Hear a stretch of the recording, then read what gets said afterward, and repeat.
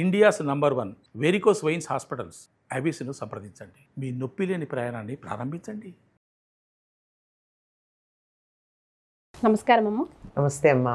అమ్మ, ప్రమాణాలు, ప్రామిసెస్ విచ్చలవిడిగా చేస్తుంటారు. అమ్మ మీద ఒట్టు, మా పాప మీద ఒట్టు, మా బాబు మీద ఒట్టు, మా నాన్న మీద ఒట్టు అని చెప్పి.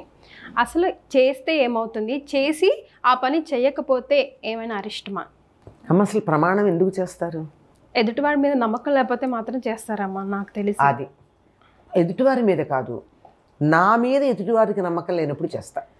అంటే నేను ఇప్పుడు మీతో చెప్పాను అనుకో, నేను చెప్పింది నిజమమ్మా, మా అమ్మ మీద ఒట్టు అంటే ఏంటి అర్థం? నేను చెప్పేది నువ్వు నమ్మటం లేదనే కదా. మరి ప్రమాణాలు ఇలా ఒట్టు పెట్టడం అనే సందర్భం వచ్చిందంటేనే ఎదుటి వారికి నా మీద నమ్మకం లేదు అని అర్థం. అమ్మాయ్యా, నేను సరి చేసుకోవాలి నన్ను గురించి. అర్థమైంది కదా. నేను ఒక మాట చెబితే ఒట్టు పెట్టకుండా ఎదుటి వాళ్ళు నమ్మేటట్టుగా నా ప్రవర్తన నేను మార్చుకోవాల్సిన అవసరం ఉంది. కొంతమంది మాట్లాడితే దాన్ని మళ్ళీ ఒట్లు అడగరు.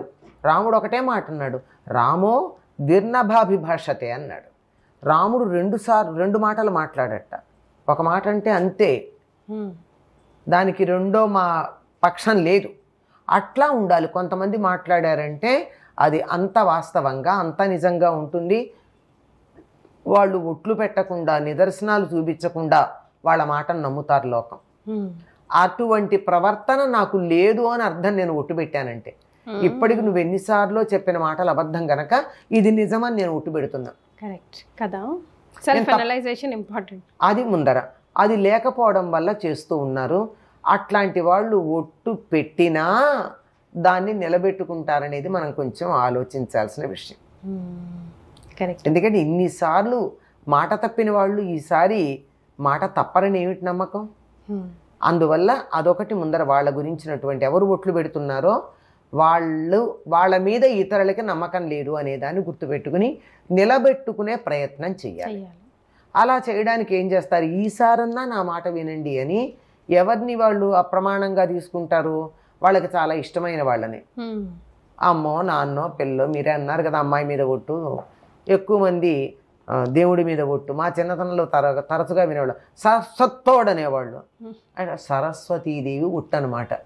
సరస్వత్తోడు అంటే సరస్వతీదేవి మీద ఒట్టు పెడుతున్నాం. అంటే చదువుకునే పిల్లలు కదా, అంటే మాకు ఇంకా చదువు రాదు అని. అంటే ఎవరి మీద ఒట్టు పెట్టారో మనం మాట తప్పితే వాళ్ళకి హాని కలుగుతుందని అర్థం. ఆయుష్ తగ్గుతుంది అంటారమ్మా? ఆయుష్ తగ్గుతుంది. వాళ్ళకి హాని అన్నాను కదా. అది ఆయుష్ తగ్గొచ్చు, అనారోగ్యం చేయొచ్చు, లేదా కాలం చేయొచ్చు. అందువల్ల ఎవరిని నేను ఎక్కువగా ప్రేమిస్తానో, ఎవరి మీద నాకు ఎక్కువ ఇష్టం ఉంటుందో వాళ్ళ మీదే ఒట్టు పెడుతూ ఉండడం లోకంలో సహజంగా జరుగుతోంది. అలా జరిగి ఆ మాట కనుక నిలబెట్టుకోకపోయినట్టయితే, వాళ్ళ మీద ఒట్టు పెట్టి అబద్ధం చెప్పినట్టయితే వాళ్ళకి హాని తప్పనిసరిగా జరుగుతుందమ్మా. అందువల్ల ఒట్లు పెట్టేవాళ్ళు గుర్తుపెట్టుకోండి.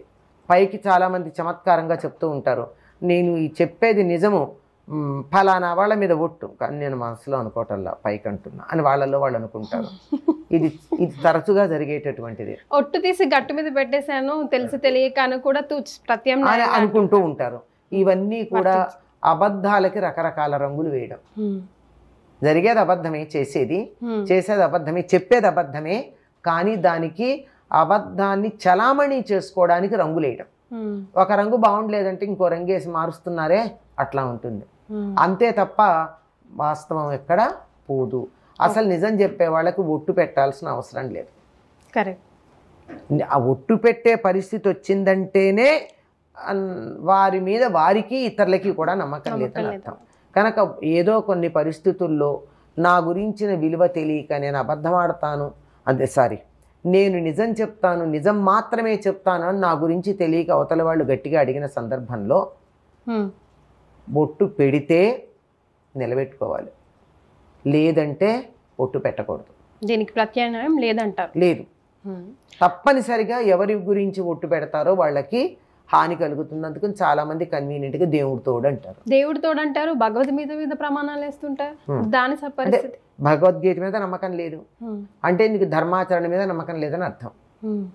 అలాగే దేవుడి మీద పెడితే దేవుడి మీద నమ్మకం లేదు, అందుకని కన్వీనియంట్గా అబద్ధం చెప్తూ దేవుడి మీద తోడు పెడతావు.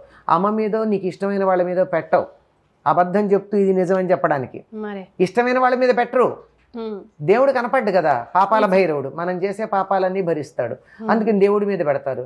భగవద్గీత అందులో చెప్పింది నేను పాటించేదా చచ్చేదా ఎలాగూ నేను పాటించను, అందువల్ల చెప్తాం. ఇప్పుడు కోర్టులో ఒక ఆయన చెప్పాడు, నేను భగవద్గీత ప్రమాణం చేసి నిజమే చెప్తాను అన్నట్ట. అబద్ధం చెప్పను అన్నట్ట. అయిపోయింది.